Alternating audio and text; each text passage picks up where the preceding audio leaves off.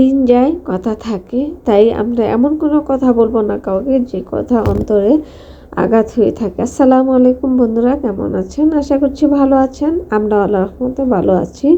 কাছে এবং দূরে যে যেখান থেকে আমার ভিডিওটা দেখবেন, আশা করছি ভালো লাগবে।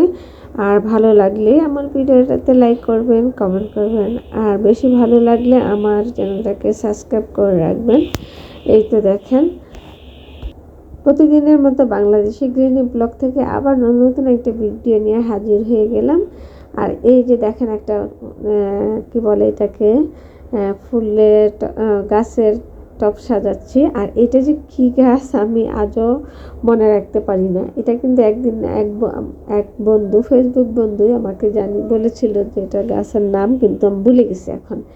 দেখি এটা আগে আমি জানতাম না পানির ভিতরে হয়। তারপরে ফেসবুক থেকে আবার একজন বন্ধুকে দেখলাম যে কি সুন্দর পানিতে উনি ঘরের ভিতরে রাখার জন্য সুন্দর করে একটা টব সাজিয়ে নিল। আমিও সেটা দেখে দেখে কিন্তু এরকম সাজিয়ে নিলাম, নিয়ে সুন্দর করে রাখলাম। আমি আবার ওই ভিডিও দেখার পর থেকে অনেকগুলা সাজিয়েছি, অনেক জায়গায় রেখেছি, হচ্ছে দেখলাম। ভিডিওটাতে হুট করে কিন্তু দুপুরে কি আয়োজন করেছি সেটাই জয়েন করে দিলাম। কারণ লং ভিডিও দেখেছি অনেকেই দেখতে চায় না, স্ক্রিপ্ট করে দেখে। তাই সেই জন্য আমি একটু মানে 4, 5, 6 বা 7-এর ভিতরে রাখতে চেষ্টা করি, এর চেয়ে বেশি বড় করি না।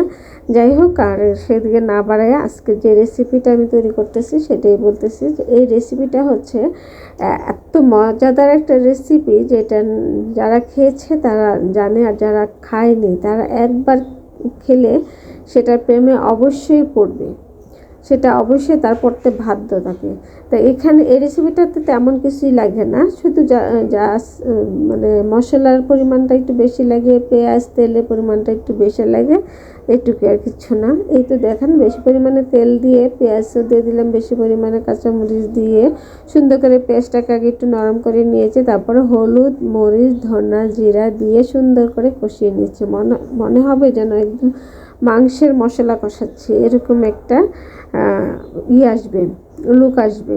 যা কষানো হয়ে গেলে তখন এই মাছ, এখানে যে মাছটা আমি ব্যবহার করব শিং মাছ, সেগুলো হচ্ছে ছোট ছোট ছোট ছোট করে কেটে নেব। ছোট ছোট করে কেটে নিলে কি স্বাদ আমি সেটা জানি না, তবে এই রেসিপিটা এভাবেই করে, যে ছোট ছোট করে কেটে নিয়ে তারপরে রান্না করে। এটা কিন্তু আমার শাশুড়ি মার হাতের রেসিপি। আর খেতে অনেক অনেক মশলাটা কষানো হয়ে গেলে তারপর এখানে আমি দিয়ে দিচ্ছি মাছগুলোকে একটু কষিয়ে নিব। আর এদিকে আপনাদের কাছ থেকে ক্ষমা চেয়ে নিচ্ছি, কারণ আমার ভিডিওতে আদার্স সাউন্ড আছে, থাকলে আপনারা একটু ক্ষমা সুন্দর দৃষ্টিতে দেখবেন, আমাকে ভালোবাসা দিয়ে আমার ভিডিওটা দেখবেন।